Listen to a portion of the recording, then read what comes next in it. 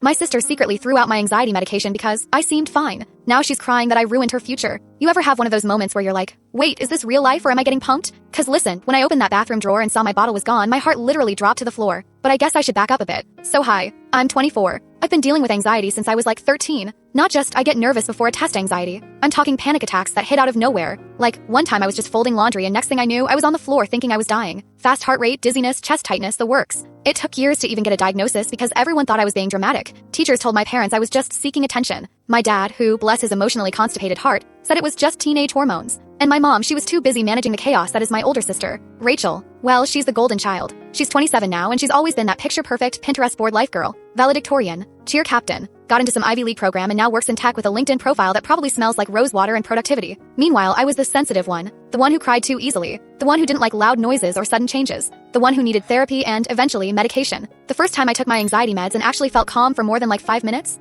I cried. Because I didn't even know life could feel like that, like manageable. Anyway, flash forward to last year. Rachel and I ended up living together again, temporarily, after my lease fell through and she offered her guest room. She had just bought this swanky 2-bedroom condo after getting a big promotion and she was like, I'd love the company and you can get back on your feet without stressing. First, I was honestly shocked. She'd never exactly been the nurturing type. She always rolled her eyes at my meltdowns growing up, and she hated how I needed routines to feel okay. But I thought, hey, maybe adulthood mellowed her out. Plot twist, it didn't. The first few weeks were okay. We had our little routine. She'd go to hot yoga at 6 a.m. like a psychopath, and I'd take my morning meds, make tea, and do some remote work. But the cracks started showing real quick. Like this one time, I was watching a documentary about mental health while cooking, and she literally paused it and went, why do you watch this stuff? Doesn't it, like, keep you stuck in the anxiety identity? Girl, I brushed it off because I needed a place to live, and I wasn't about to rock the boat. But then came the day my meds disappeared. I kept them in a labeled pill organizer in the bathroom drawer. Just basic, boring white bottles from the pharmacy. That morning, I went to take my usual dose, opened the drawer, and it was gone. I checked my bags, my room, the kitchen, even the trash. I was low-key spiraling already because missing even one dose messes with me hard. It's not like skipping a multivitamin. It can seriously mess up my sleep, my appetite, my headspace.